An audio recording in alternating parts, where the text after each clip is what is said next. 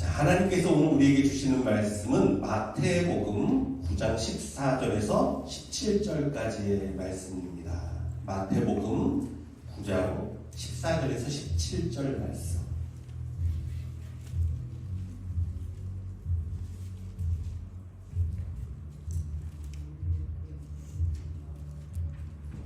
우리 같이 한번 읽어볼까요? 시작.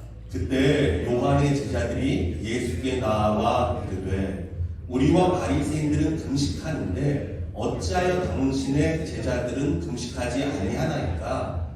예수께서 그들에게 이르시되 혼인집 손님들이 신랑과 함께 있을 동안에 슬퍼할 수 있느냐? 그러나 신랑을 빼앗길 날이 이르리니 그때에는 금식할 것이니라. 생배 조각을 낡은 옷에 붙이는 자가 없나니 이는 기운 것이 그 옷을 당기어 헤어짐이 더하게 됨이요. 새 포도주를 낡은 가죽 부대에 넣지 아니하나니 그렇게 하면 부대가 터져 포도주도 쏟아지고 부대도 버리게 됩니다. 새 포도주는 새 부대에 넣어야 둘이 다 보전되느니라. 아멘. 오늘 제목은 새 포도주를 위한 새 부대가 준비되었습니까? 라는 제목으로 말씀을 나누려고 합니다. 맞아요. 새 포도주를 위해서 새 부대가 준비되어야 합니다. 자, 오늘은 2024년의 마지막 주일이죠. 하지만 언제나 그렇듯이 여러분, 마지막이 꼭 끝을 의미하지는 않습니다. 마지막이 꼭 끝을 의미하진 않아요. 마지막은 또 다른 시작이에요. 그래서 우리는요, 끝이 아니라 시작을 준비하고 나아가야 돼요. 대나무를 한번 여러분 생각해 볼까요? 대나무 사진을 한번 제가 뽑아봤어요. 대나무는요, 아무리 심한 바람이 불고 태풍이 불어도 부러지지 않는다고 합니다. 그 이유는 대나무 스스로가 중간중간에 이 매듭을 짓기 때문이라고요. 중간에 매듭이 보이시죠? 저 매듭이 있어서 단단합니다. 정말 단단해요. 여러분 한국에서 혹시 옛날에 기억하시는 분 있을지 몰라요. 이 비닐우산 기억하시는 분 계시나요? 비가 오면 옛날에는 이제 일회용이에요. 저게 비닐우산을 이제 그 길에서 팔았어요. 싸게. 그래서 이제 우산을 안 갖고 나가면 이 비닐우산을 쓰고 갑니다. 근데 비닐이 너무 얇아요. 그래서 바람 불면 막 이렇게 막 찢어지고 그럽니다. 그래서 한 번 이상은 못 쓰는 것 같아요. 근데 비닐은 다 벗겨지는데 이 대나무는요 아주 그냥 너무 강합니다. 끄떡이 없습니다. 손잡이도 강하고 또 이 줄기죠 우산대 비닐을 감싸는 저것도요 아주 튼튼합니다. 저희가 어렸을 때는 이 대나무 이 우산대 있잖아요. 그 옆에서 쭉쭉 뻗어놓은 거 그걸 이용해서 이렇게 연을 만드는 그런 것들이 많았어요. 연을 만들었어요. 연을 만들어서 하는데 그래도 대나무 이 대가 얇으면 좋잖아요. 그러니까 옆에 있는 그 우산대에 있는 쭉쭉 뻗어놓은 걸 갖다가 가져와다가 칼로다가 이렇게 자르는 거예요. 사이를. 그러면 결대로 대나무가 쭉쭉 나갑니다.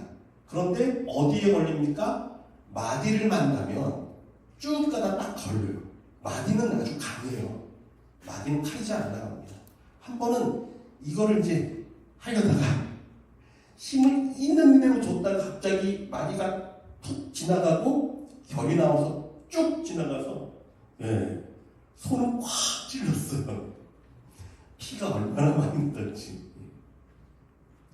맞아요.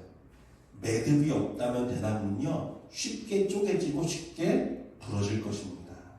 맞아요. 근데 여러분 우리 인생도 마찬가지인 것 같아요. 우리 인생도 마찬가지입니다. 매듭이 필요해요. 매듭이 필요합니다.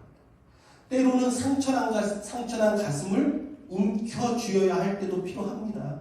매듭을 짓기 위해서 아파도. 때로는 가슴 아픈 이별을 준비해야 하는 순간도 있습니다. 매듭을 져야 돼요.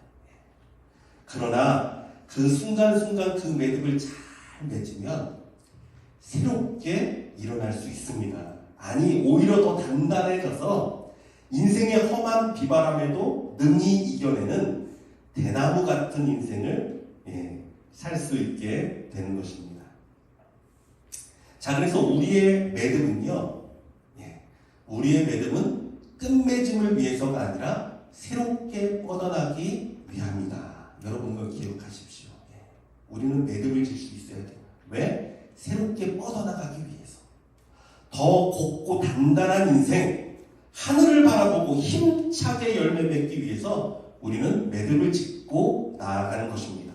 특별히 이렇게 한 해의 마지막에 우리는요, 결단과 다짐으로 믿음을 맺을 수 있어야 돼요. 지난 한 해를 되돌아보고, 내가 어떻게 살았는가? 내가 잘못한 것은 무엇인가? 내가 실수한 것은 무엇인가? 새해에는 어떤 다짐으로 나아가야 할까? 새해에는 뭔가 다른 모습으로 살아보겠다 하는 다짐하고 결단함이 있어야 됩니다. 이게 믿음이에요. 이것이 우리 인생에 너무너무 중요합니다. 여러분 이러한 결단이 없다면요, 우리 인생은요 그냥 술에 술 탄 듯 물에 물 탄 듯 휩쓸려 살다가 이리저리 끌려가는 인생밖에 되지 않아요. 이런 믿음이 없다면, 결단함이 없다면. 그런데 미국에 와서 캘리포니아에서 살다 보니까 이 매듭 짓기가 더 어려운 것 같아요. 제가 이 얘기 해마다 하는 것 같아요. 겨울은 좀 코가 좀 찡할 정도로 좀 춥고, 좀 눈이 좀 몰아치고, 얼음이 얼어야 이제 한 해가 가는구나. 이제 겨울이 찾아오고 새해가 시작되는구나. 이게 좀 몸으로 좀 느끼는데, 그리고 새해를 준비했는데, 캘리포니아에 오니까 이건 뭐 봄이나 겨울이나 가을이나 해만 뜨면 덥고 그냥 새해가 돼도요 아무런 매듭 없이 결단 없이 그냥 새해인가 이렇게 살기가 너무 쉬워요. 아무런 생각 없이 새해를 맞이하게 되는 사람들도 참 많아요. 사랑하는 성도 여러분, 그렇다면 여러분의 마음은 어떻습니까? 오늘 여러분의 마음 가운데 정말 2025년에 대한 결단함이 있습니까? 소망함이 있습니까? 믿음이 있습니까? 여러분 부탁하기는요, 정말 온전한 믿음을 짓고 소망 가운데 2025년을 시작하기를 주님의 이름으로 축원합니다.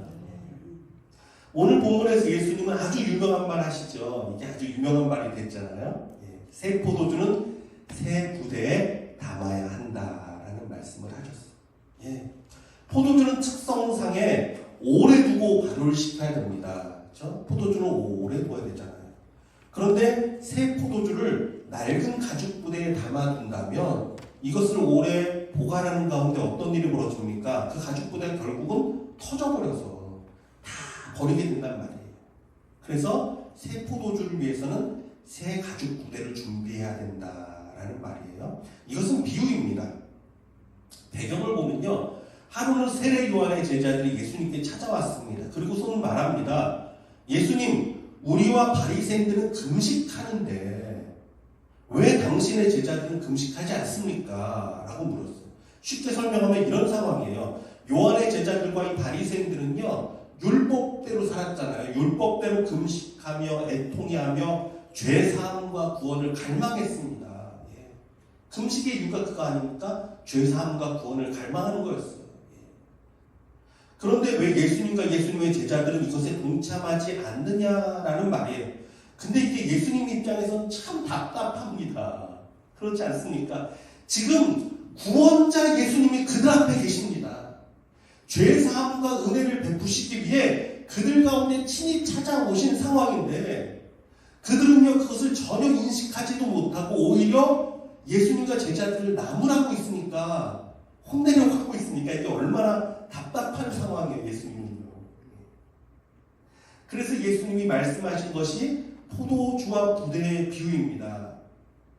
예수 그리스도는 새 포도주가 되시고 새해를 행하시는 분이신데 지금 그분이 와 있으니 너희는 새로운 마음이라는 새 부대를 준비해야 된다. 이 예수 그리스도를 담을 수 있도록, 성령을 담을 수 있도록 새 마음을 준비해야 되는데 너희는 아직도 옛 마음으로, 옛 습관으로, 옛 생각으로만 지금 대하고 있구나. 이 얘기를 하시는 거예요.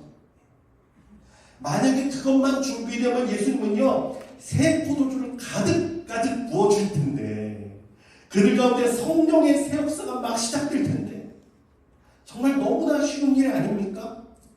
구속을 따르는 옛 마음을 버리고 소망과 희망으로 짜여진 새 마음으로 주님 앞에 나오기만 하면 되는 거예요. 예. 주님 앞에 입만 쫙 벌리면 되는 거예요. 열왕기하 4장을 보잖아요. 열왕기하 4장을 보면 선지자 엘리사에게 한 과부가 찾아옵니다. 선지자의 제자들의 아내라고 되어 있어요. 이걸 보면 아마 그 남편은요, 선지자 후보생으로 아마 지금쯤 우리로 말하면 목사가 되기 전에 전도사 정도쯤 되는 사람이었다라고 추측할 수 있어요. 근데 그 남편이 어느 날 갑자기 죽었습니다. 근데 더 안타까운 것은 이 아내가 빚이 많아요. 이 집에 빚이 많으니까 고리대금업자가 찾아와서 빚을 갚지 못하면 남은 두 아들을 데려가서 종으로 팔아버리겠다라는 거예요. 얼마나 안타까운 상황입니까? 남편은 죽고 두 아들까지 종으로 팔리게 됐습니까? 그러니까 이 여인이요, 엘리사에게 찾아가서 사정을 이야기합니다. 어떻게 하면 좋겠습니까? 그리고 이 이야기를 다 들은 엘리사는 이 여인에게 그릇을 준비하라라고 말을 합니다.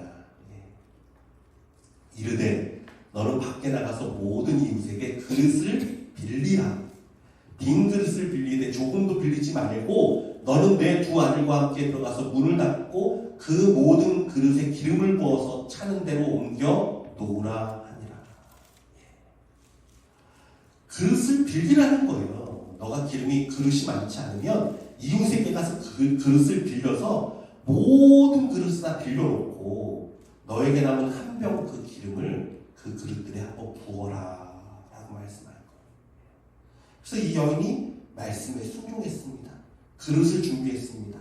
할 수 있는 대로 모든 그릇을 준비해서 방문을 닫고 말씀대로 한 병 남은 그 기름을 붓습니다. 그랬더니 놀라운 일이 벌어지기 시작합니다. 분명 기름은 한 병뿐이었는데 모든 그릇에 기름이 가득할 정도로 계속 나오는 거예요. 마치 이후에 일어날 예수 그리스도가 오셔서 보여주실 오병이어의 기적처럼 그 그릇들이 다 찰 때까지 기름이 떨어지지 않았습니다. 성경은 말합니다. 6절 말씀, 그릇에 다 찬지라. 여인이 아들에게 이르되 또 그릇을 내게로 가져오라 하니 아들이 이르되 다른 그릇이 없나이다 하니 기름이 곧 그쳤더라. 그 여인이 하나님의 사람에게 나아가서 말하니 그가 이르되 너는 가서 기름을 팔아 빚을 갚고 남은 것으로 너와 내 두 아들이 생활하라 하였더라. 자, 여러분, 기름이 언제 떨어졌습니까? 준비한 그릇이 다 차니까, 더 없으니까 기름이 그때 더 이상 나오지 않았습니다. 아마 이 여인은 속으로 생각했을 거예요. 내가 조금만 더 그릇을 빌릴걸. 내가 그 집에도 가서 좀 그릇을 빌렸으면, 내가 조그만 그릇만이 아니라 좀 큰 그릇도 갖다가 빌렸으면 좋았을 텐데, 이 생각하지 않았을까요? 여러분, 그렇습니다. 내 믿음의 그릇만큼 하나님은 채워주십니다. 이것이 축복의 원리예요. 첫 번째 축복의 원리. 내 믿음의 그릇만큼 하나님은 채워주신다. 맞아요. 그래서 여러분, 2025년 새해를 소망하는 여러분의 믿음의 그릇이 비록 여러분의 믿음이 작다 하더라도 여러분 빌려서라도 다른 사람의 믿음을 보고 나도 이렇게 해야지, 나도 한번 따라서 해야지, 여러분 이거라도 괜찮아요.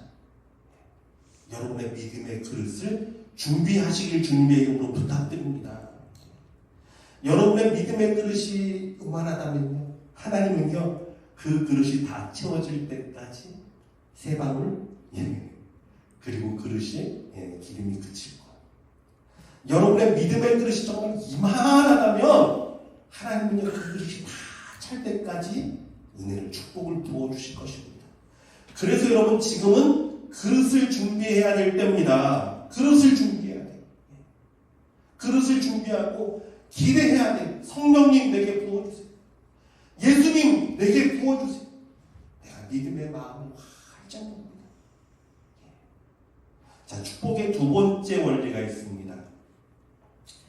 아무것도 기대함이 없는 사람에게는 아무런 일도 일어나지 않는다. 이거 기억해야 돼요.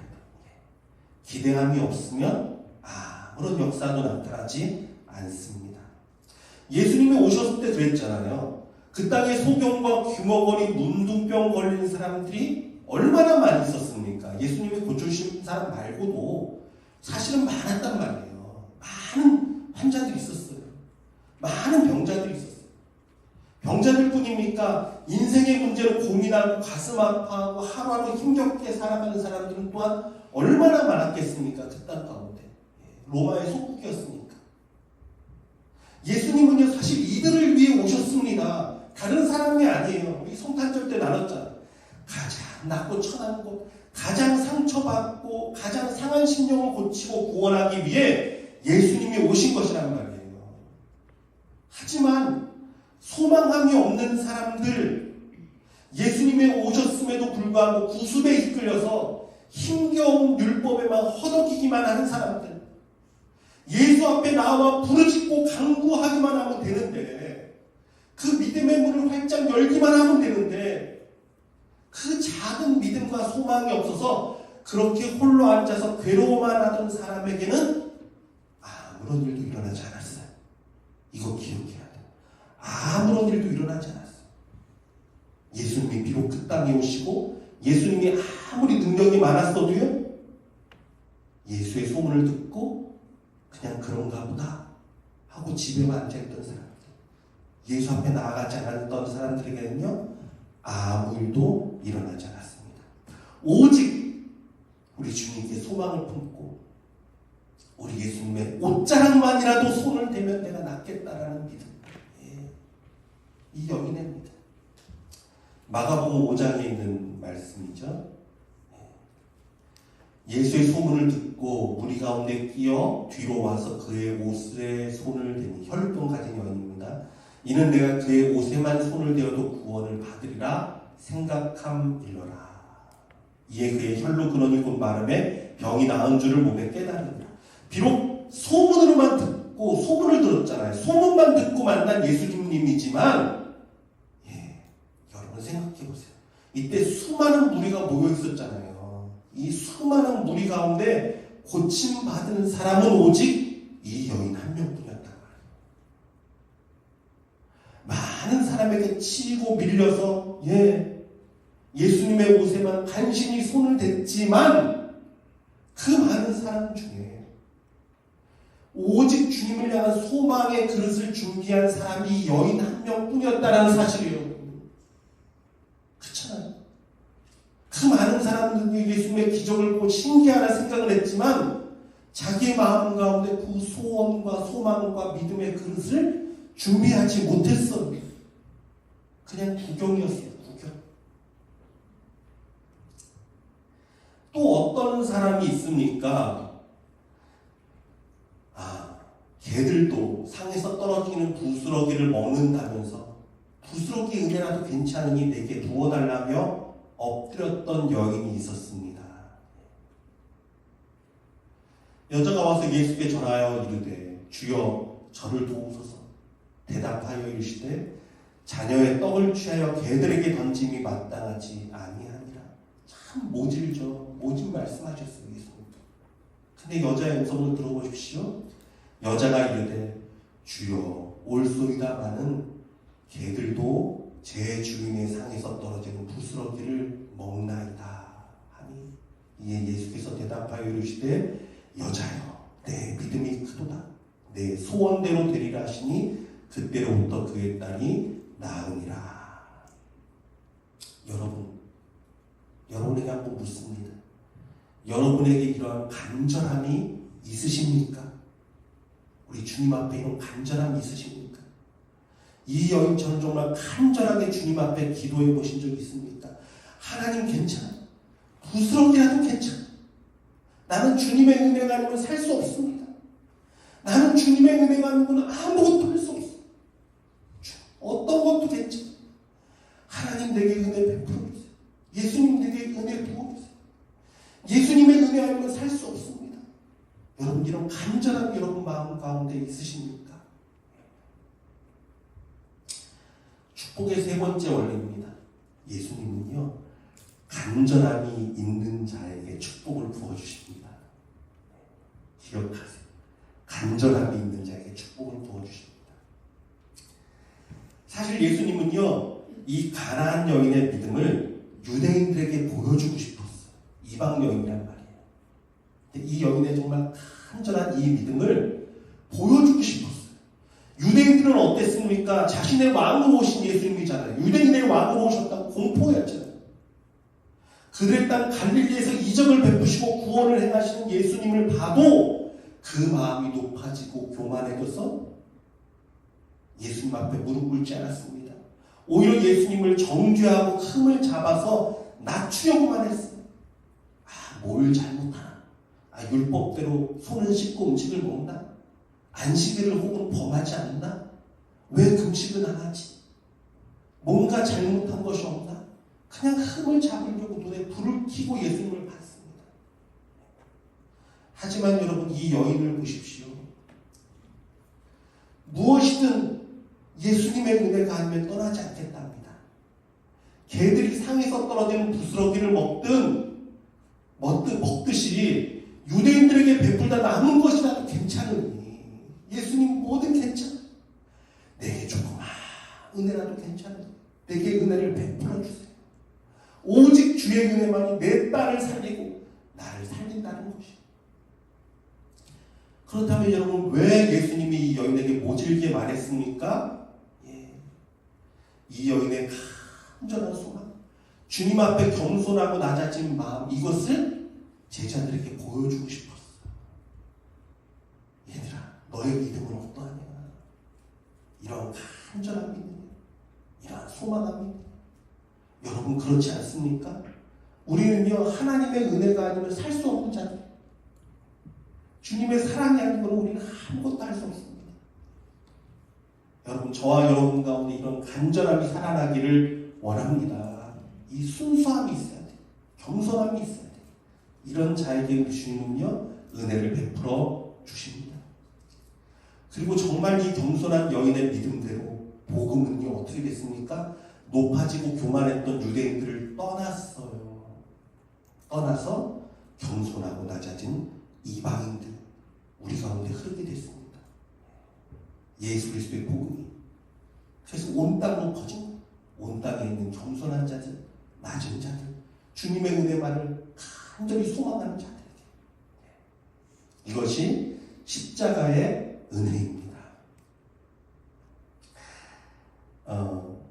제 친구가 왔다 그랬잖아요. 서병조라고 이 친구가 이제 그저께 저희 집 방문해서 같이 식사를 나눴습니다. 이제 이야기하면서 오래전 이야기죠. 한 30년 전 이야기니까 이 얘기 저 얘기 막 하는데 이 친구가 사실은요 어떤 기억이 있냐면 제가 그 군대 있을 때 제가 이제 그 교회 이제 우리 국방부 현충관 안에 그 교회가 있었는데 국방부에 제가 있었으니까 거기서 이제 현충관에 가면 이제 걸어가면 이제 위에 교회가 있어요. 제가 교회 가서 기도하다가 작정 기도하다가 하나님께서 은혜 주셨어요. 성령도 받고 이제 방언도 거기서 처음 받았습니다. 그랬더니 이 친구가 그때 제가 방언 받는 걸 보고 샘이 났어요. 하나님은 왜 자기한테 방언을 안 주시냐는 거예요. 자기도 방언을 받고 싶은데 왜 자기는 안 주시는 거예요. 그러더니 금식을 하기 시작했습니다. 이 친구가 당뇨가 심했거든요, 사실요. 그래서 군대에서 사실 몸무게도 삐싹 말랐어요. 그래서 그 당시에는 그랬어요. 그래서 이제 몸이 굶으면 안 돼요. 굶으면 안 되는 체질인데 당뇨 때문에 죽겠다는 거예요. 차라리 하나님이 안 주시면 죽겠다는 거예요. 그러더니 진짜로 밥을 굶기 시작하더라고요. 그러더니 진짜 하나님이 방언을 주시더라고요. 참 하나님은 그래요. 그냥 그 순수한 마음, 그걸 보고 어떻게 또 그 사랑하는 아들이 이렇게 굶고 쓰러진 걸 보겠어요. 하나님이 은혜를 주시더라고요. 그런 경험이 있었어요. 그리고 또 어떤 경험이 있냐면 어저께 그때 이제 그저께 얘기하다 그 얘기가 나왔는데 이 친구가 먼저 결혼을 했어요. 저보다 조금 빨리 했는데 제가 우리 아내랑 사귈 때였습니다. 경주에서 결혼식이 있었는데 저랑 제 아내랑 이제 경주를 간 거예요. 결혼식에 참여하기 위해서. 결혼식을 이제 다 보고서 끝난 다음에 돌아오는데 아니 글쎄 정말 영화처럼 모든 표가 다 끊어진 거예요. 기차도 다 끊어지고 버스도 다 끊어지고 심지어는 막 비행기도 다 알아봤어요. 부산에 있는 게. 근데 아무것도 없다는 거예요. 시간은 막 가는데 도저히 막 발만 동동 구르다가 제가 어떻게든 내가 집에 늦어져야겠다 약속을 했거든요. 그래서 결국은 택시를 잡았어요. 총알 택시를 잡아가지고 오는데 그 당시 17만 원인가 꽤 비싼 돈이었어요. 근데 정말 갓길로다가 100km 이상을 막 달려서 오더라고요. 그래서 그 얘기를 했어요. 야 그때 사실 우리가 이랬었던 게 있었다라고 얘기했더니 이제 그 와이프가 이제 병조 와이프가 있었는데 말도 말라고 그러면서 자기 남편은 이제 병조는 결혼하기 전에 사귈 때 어떻게 뽀뽀를 했대요. 뽀뽀를 했는데 뽀뽀하고 나서 2시간을 금식한 2시간을 회개를 하더래요. 그 얘기하면서 막 듣더라고요. 여러분 근데 제가 이 얘기를 왜 하냐면요. 하나님은 어땠을까요? 사실 뭐 뽀뽀했다고 뭐 하나님이 뭐 너 잘못했어 그러고 벌하고 뭐 이러시는 분은 아니잖아요. 그렇지만 그 마음가짐 하나님 앞에서 정말 그래도 순종하고자 하는 마음을 하나님이 얼마나 귀하게 보셨겠어요.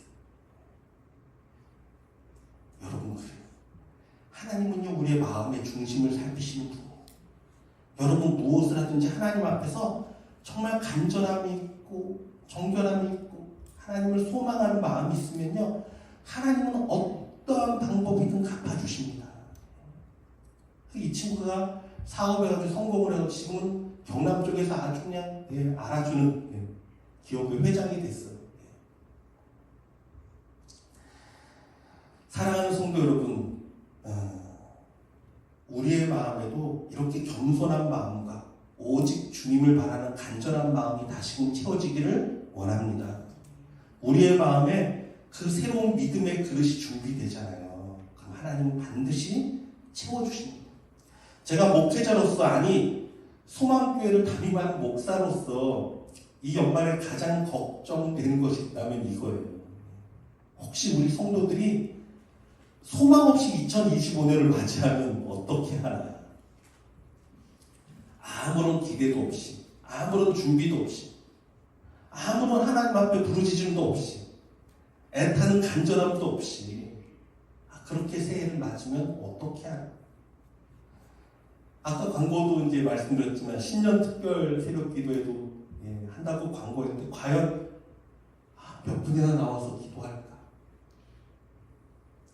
송구영신 예배, 신년 축복 예배, 형식적인 행사로만 받아들이면 어떡하나? 여러분 제 믿음이 적은 거겠죠. 그래요 여러분. 우리는요 최소한이잖아요 여러분. 최소한 이런 때만이라도 믿음을 맺어야 돼요.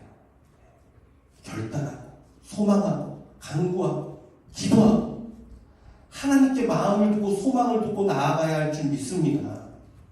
이러한 작은 수고조차 하지 않는다면 어떻게 하나님의 백성이라 말할 수 있어요 여러분. 소망이 없는데.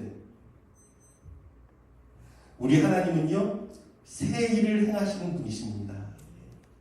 너희는 이전 일을 기억하지 말며 옛날 일을 생각하지 말라라고 했어요. 생각하지 마세요. 보라, 내가 새 일을 행하리니 이제 나타낼 것이라.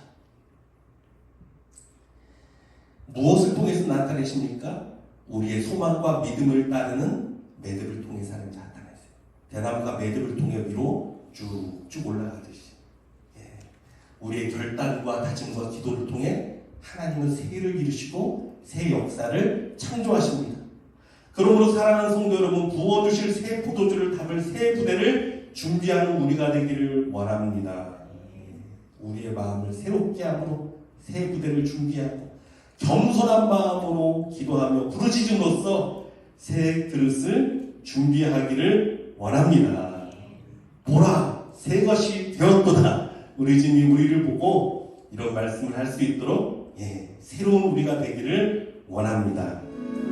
사랑하는 예수님, 주님 같은 분 없습니다. 우리를 위해 모든 것을 내어주시는 분, 그 아들까지도 아끼지 않고 우리 가운데 부어주시는 주님이 우리를 위해 무엇을 아끼겠습니까? 주님 이것을 바라보고 우리의 믿음의 문을 활짝 엽니다. 우리의 믿음의 그릇을 활짝 비우고 주님 앞에 기다리며 소망합니다. 성령님 채워주셔서, 성령님의 은혜를 풀어주셔서 한 명이라도 기대함 없이 나가지 않게 하시고 소망함 없이 맞이하지 않게 하시고 예수 그리스도의 은혜를 소망하며 주님과 함께 새해에는 독수리치며 날개 오름같이 아버지 주님과 함께 천국을 나르는 새해가 되도록 주님 우리를 인도하여 주시옵소서. 지금은 우리 주 예수 그리스도의 은혜와 하나님의 극진하시는 사랑과 성령님의 위로감동 역사하시는 충만하신 은혜가 오직 우리를 향한 주님의 사랑과 은혜를 믿고 그 주님 앞에 엎드려 간절히 주님의 도우심과 은혜를 소망하는 여기 모인 모든 심령들과 우리 선교사님과 이 땅과 열방 가운데 지금부터 영원토록 항상 함께 계시기를 축원하옵나이다.